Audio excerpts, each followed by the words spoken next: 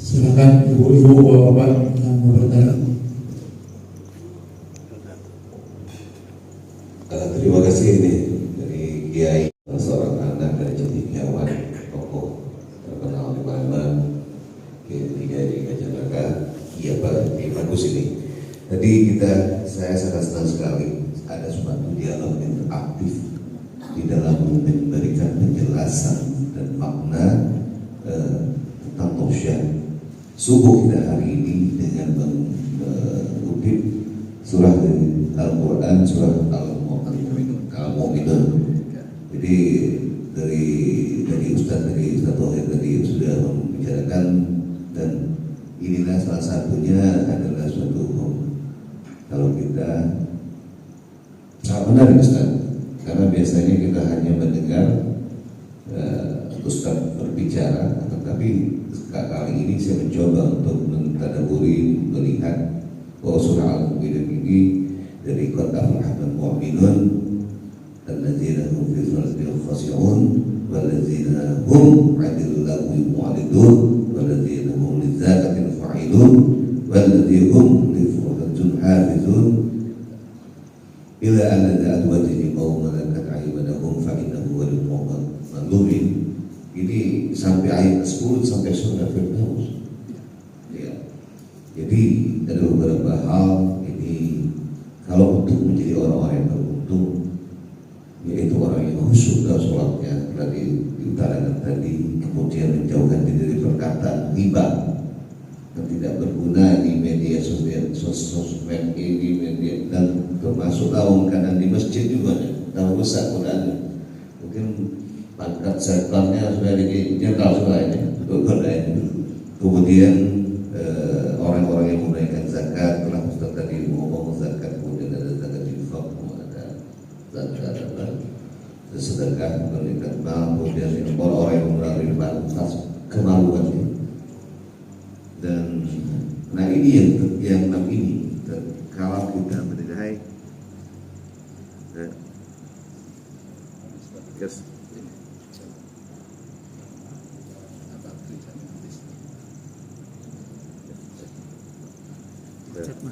macet. Kalau kita orang menilai ini masih tanyakan ini adalah kecuali terhadap ya orang-orang yang melihat dunia, dan kecuali terhadap istri-istri mereka atau hamba sahaya yang mereka miliki, maka sesungguhnya mereka tidak tercela. Kalimat ini dalam tadabbur tafsir daripada hamba sahaya ini ada beberapa di dalam Al-Quran disebutkan. Hamba sahaya maka amanah, mulia sholatnya, ini sangat luar biasa sekali, dan surah Al-Mu'minun ini untuk menjaga surga Firdaus. Mohon saya ingatkan lagi ini Ustaz tentang hamba sahaya, jangan sampai pengertian daripada Al-Quran ini keliru bagi kami yang masih awam terhadap penafsiran daripada Al-Quran. Baik. Ya, segera terima kasih Sultan yang mulia. Jangan sampai keliru. Memang ayat ini sering salah tafsirkan. Saya pernah juga bawa ini di Masjid Agung, ada jemaah yang ngejar sampai kami balik dikejarnya tentang hamba saya. Akhirnya aku agak kesel. Ya, kau punya hamba sahaya apa sekarang? Apa kau memang nak main sama hamba sahaya dan punya istri dan jaga? Saking keselnya ya, maaf manusia juga ya, dikejarnya sampai nak balik. Nah ini dalam tafsir salah satunya kami sebutkan di tafsir Ibnu Katsir ya, dijelaskan dalam ayat ini bahwa yang dimaksud hamba sahaya itu adalah yang diperoleh sebagai bahasa kitanya pampasan perang. Nah, jadi dulu ini zaman Rasulullah itu kan berperang mempertahankan agama Allah, perang agama, jihad fisabilillah ya. Orang zaman dulu tuh kalau perang tuh kan berminggu-minggu, berbulan-bulan, jalannya bela berminggu-minggu, mungkin nak ketemu di medan perangnya itu. Maka sebagian orang itu istrinya dibawa, termasuk juga kafir Quraisy itu bawa istrinya. Nah begitu pasukan kafir Quraisy ini ditaklukkan oleh pasukan Muslim, pasukan Rasulullah, maka yang dibawa tadi oleh pasukan kafir tadi dijadikan budak hamba sahaya. Nah, itu yang boleh dilakukan oleh Nabi demi menjaga martabat mereka ini. Tetap aja Nabi menjaga martabat meskipun ini perempuan-perempuan kafir. Oleh Nabi diserahkan kepada para sahabat. Nah, ini yang dimaksud dengan malakat aimanuhum di ayat itu. Nah, kalau konteks ini tidak ada lagi di zaman kita, tak katik lagi. Tapi apakah surat ini tidak berlaku? Tetap berlaku kalau suatu saat ada lagi misalnya. Mana kita tahu mungkin 10 tahun, 20 tahun suatu saat terjadi perubahan lagi. Tiba-tiba kita lagi berjuang lagi, saat itu mempertahankan agama kita berperang lagi. Maka akan ada hamba sahaya lagi. Itu kira-kira itu. Jadi hamba sahaya ini adalah hamba sahaya yang diperoleh dari perang. Dari perang ditaklukkan lalu jadi hamba sahaya.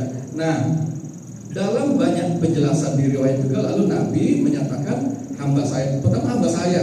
Lalu Nabi menyarankan kepada para sahabat tadi untuk menikahi mereka. Tapi sebelum lagi boleh digauli hamba sahaya itu. Istri dan hamba sahaya.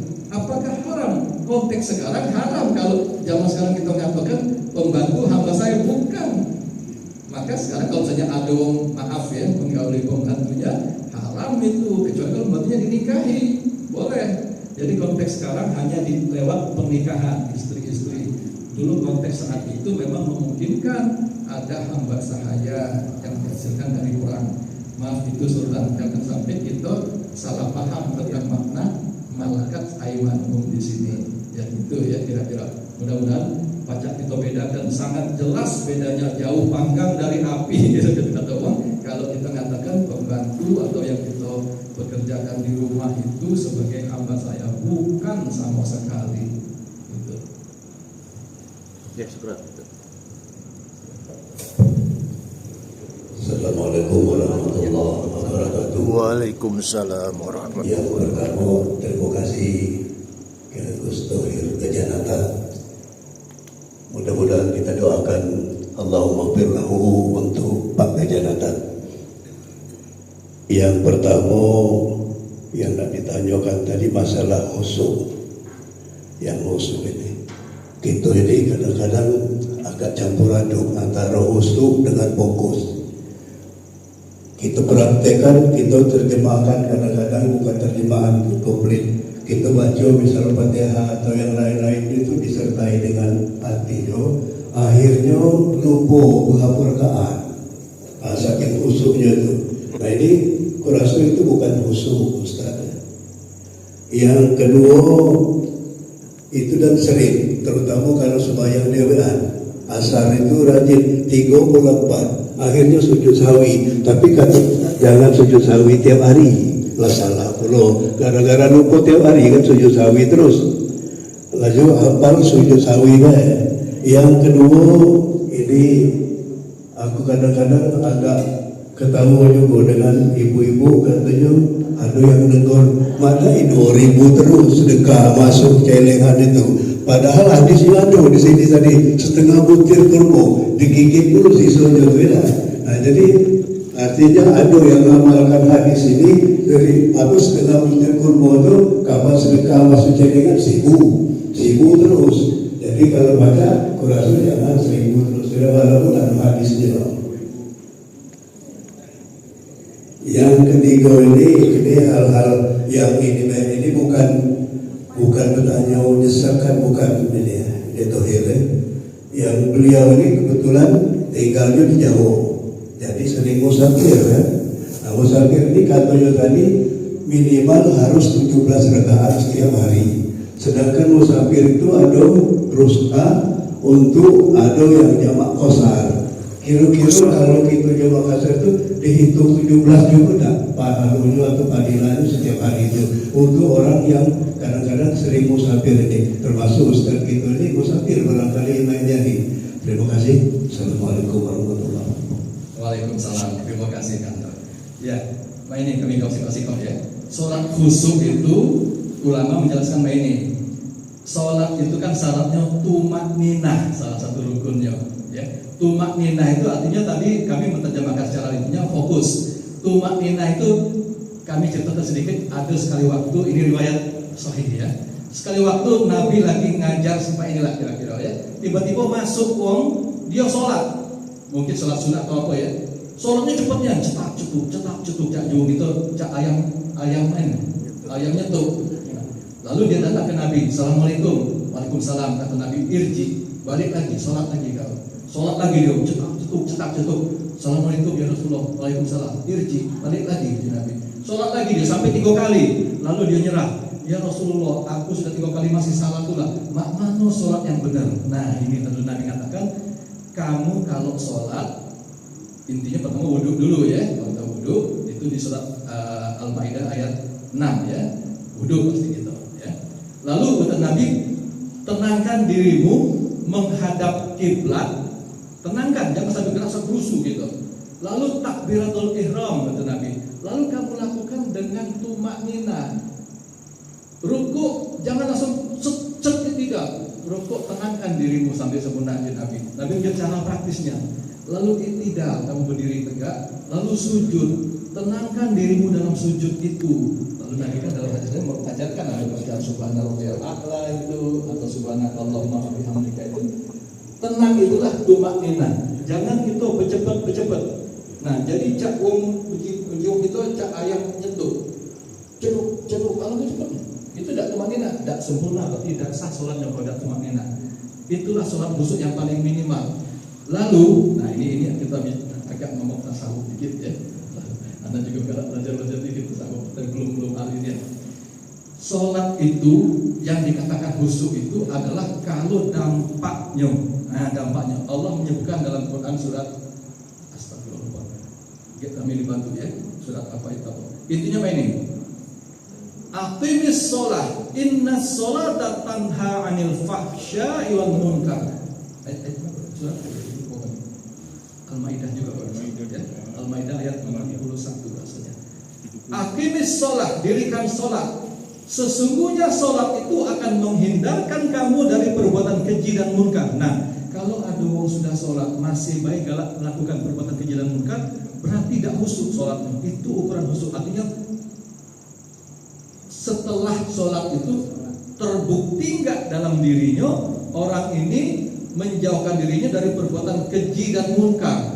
Kalau masih belum, sholat itu masih belum dihayati, dia masih belum paham tentang sholatnya, belum paham bahwa dia sedang menghadap Allah dan Allah melarang dia dari perbuatan keji dan munkar, tapi belum khusyuk dia. Nah, lalu pendekatannya ini kita perhatikan, maaf ya, sholat itu kan pertama kita berdiri, izin kami praktek, izin ya, izin suka ya.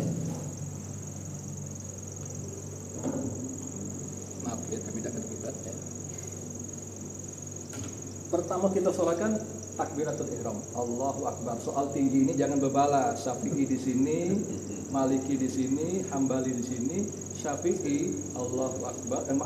Syafi'i di sini maaf.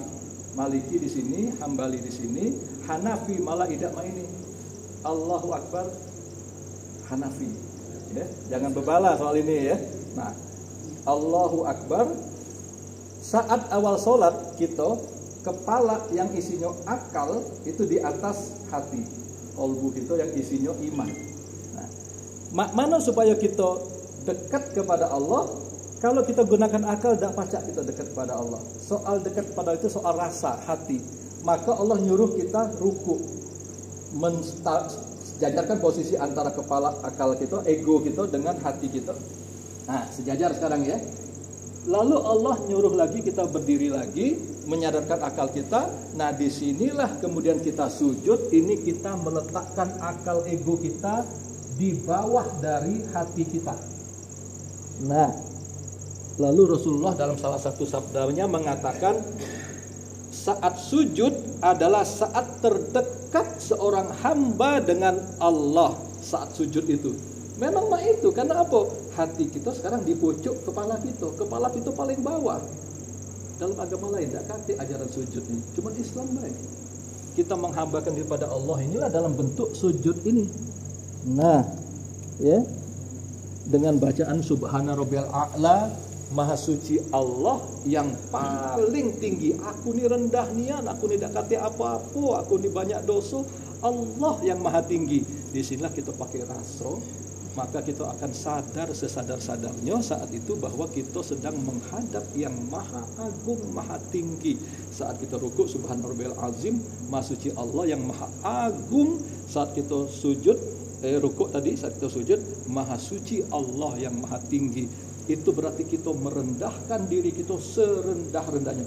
Kita ini kan, ego kita ini kan ada di kepala, akal kita. Kita rendahkan serendah-rendahnya, mensujud kepada Allah, maka muncullah di situ rasa kita dekat kepada Allah.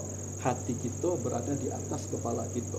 Maaf yang paling hina nih, paling belakang kita ini, lagi lebih jauh dari kepala kita. Ya, tinggilah maaf bagian yang hina kita ini daripada kepala kita yang kita anggap mulia. Itu Bu ya. Nah, ini Bu. Ya, maaf ya, paling belakang kita tinggi ya. Nah, itu menandakan kita sedang merendahkan diri kita serendah-rendahnya kepada Sang Maha Tinggi. Rasa itulah yang harus kita rasakan dalam sholat itu. Makanya harus tumanina, jangan bercepat. Kalau bercepat kira-kira ada tak rasa itu? Kalau kita bercepat cetak-cetuk, tak kasih rasa. Nah, itulah kira-kira maaf. Itu ya. Jadi sholat khusyuk itu semak itu. Lalu yang kedua tadi, maaf kami agak lupa. Yang kedua tadi tentang zakat ya. Musafir, maaf tadi 17 tadi ya. Memang yang kami 17 kan dalam kondisi normal. Buat musafir memang jadi berkurang karena ada rukhsahnya, dan memang rukhsah itu lebih bagus untuk diembek. Ya, kata Nabi, manfaatkanlah keringanan dari Allah, jangan sombong gitu. Allah dah jadi keringanan, kita tidak embek. Berarti fasik kita. Jadi kalau kita dalam kondisi musafir, ya, musafir kalau menurut Imam Syafi'i perjalanannya di atas 60 mil. 60 mil itu sekitar 85 kilo. Kita 80 kilo mungkin berapa boleh kira-kira ya. Nah, kalau sapi Indralaya baru 30 itu belum musafir. Nah, itu ukuran dosa menurut Imam Syafi'i. Ya, Imam Syafi'i. Kalau imam yang lain tidak kasih ukuran. Pokok kalau kita keluar dari kampung kita sudah musafir. Kalau Imam Ahmad meskipun masih 30 kilo, 20 kilo sudah musafir. Tapi kita ikut Imam Syafi'i 80. Nah, kalau kami dari Bandung 1000 lebih mungkin dari Bogor kami ya. Nah, maka dalam perjalanan kita lebih bagus ngembek rukhsah itu zuhur sama asar kita gabung dua ya, dibatasi dengan komat lagi 2. Maghrib tetap 3, isya 2. Subuh tetap DWA, kata kawan dia tetap subuh. Nak mari nak dirukhsah jadi 1. Tidak, subuh tetap 2. Nah, itu enggak salah. Tidak Pak ya. Tidak ucap-ucap Pak ya. Nah, itulah. Tapi tetap kita tuh meskipun terjalankan 2 tadi, tetap hitungannya 4 itu di mata Allah, tetap kita dihargai 4 kabar. Karena kita mengutamakan rukhsah yang sudah dihadiahkan Allah khusus untuk hambanya yang dalam perjalanan. Kita ini memang sekarang sudah perjalanan pakai pesawat air gitu, ringan itu tidak, tetap kita musafir. Karena sekarang kita jangan berpikiran sekarang, zaman dulu. Nah, ayat Allahnya berlaku sepanjang masa. Makanya jangan kita segala menilai dengan kondisi kita sekarang. Macam-macam gitu. Kita tidak usah musafir karena pakai pesawat tidak capek. Itu kondisi sekarang. Tapi kan ayat ini berlaku umum. Zaman Nabi 80 kilo itulah kepayahan. Naik unta, naik kuda. Kalau sekarang dia naik mobil. Tapi tetap kalau kita dalam kondisi musafir, embeklah rukhsah dari Allah itu sebagai bukti kita patuh kepada perintah Allah. Itu tadi ya. Nah, kalau tadi apa dulu masalah yang setengah kurma tadi. Kita mengamalkan yang ini. Mak ini Nabi itu sangat sayangnya kepada kita umatnya. Sayangnya Nabi itu sangat penyayang.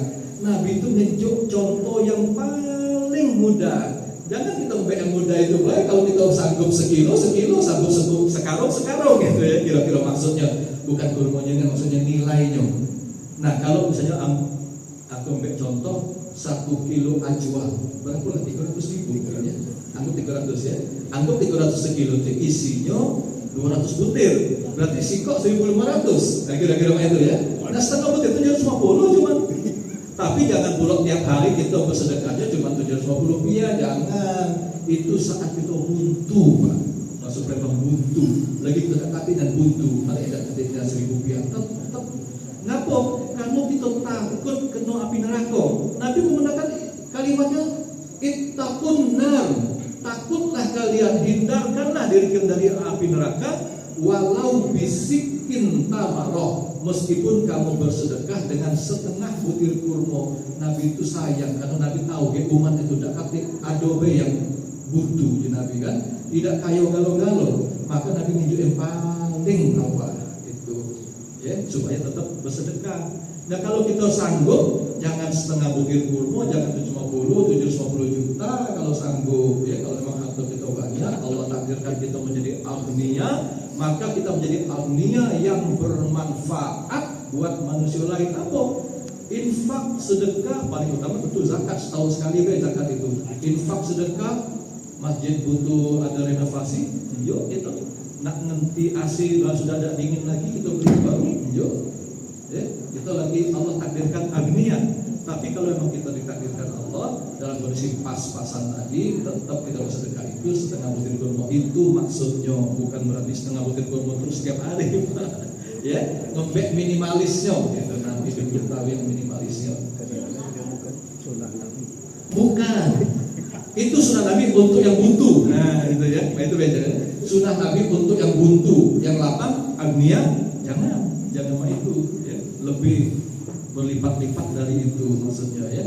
Ini sengaja Nabi itu seorang motivator yang sangat ulung. Nabi memotivasi umatnya, bahkan Nabi juga memikirkan umat yang paling bawah miskin tetap bersedekah meskipun setengah. Itu ya. Yang penting ikhlas, Pak. Nomor satu ikhlas, Pak. Memang syarat ibadah itu ikhlas. Ya, syarat ibadah ikhlas. Ya, walaupun besar. betul. Yang paling bagus ikhlas tapi 1 miliar, nah 1 miliar itu ya. Tapi ikhlas. Ada, Pak, ada. Ada ya, insya Allah ada. Baik ibu-ibu ada itu mungkin tak lagi kita. Ibu ada boleh. Dalam hal perjalanan Ada istilah misalkan kita punya rumah di suatu tempat kan. Ya. Kalau yang punya rumah di satu tempat itu termasuk rumah kedua ya. Misalnya saya dari Palembang ke Pramuka, misalnya ya, di Pramuka ada kan ya, ada tempat ya, itu termasuk rumah, kata termasuk rumah kedua. Apa itu berlaku soal enggak? Ini mungkin nak mancing-mancing kan nih. Misalnya maaf Bu ya, kita istri pertama di Palembang, istri kedua di Pramuka. Aku terus terang supaya jelas ya. Maka itu juga rumah kita, maka kita bukan musafir ke situ. Bukan, karena itu juga rumah kita. Biar jelas, Pak. Kampung kita yang jelas ya, sudah jelas ya. Ini kami ngebek riwayat. Suatu waktu zaman Nabi sudah wafat, Abu Bakar sudah wafat, Umar sudah wafat, giliran jadwalnya jadi khalifah Utsman bin Affan. Nah ini riwayat Pak. Suatu ketika Utsman bin Affan melaksanakan haji, Khalifah Utsman bin Affan. Lalu di Mina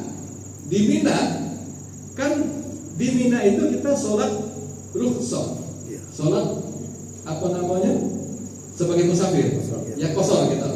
Tapi Utsman bin Affan tetap melaksanakan sholatnya tam penuh. Sahabat nanya, riwayatnya sahih Pak.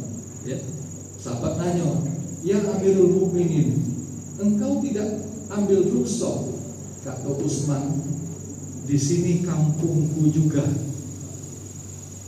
Jadi Utsman bin Affan tetap apa?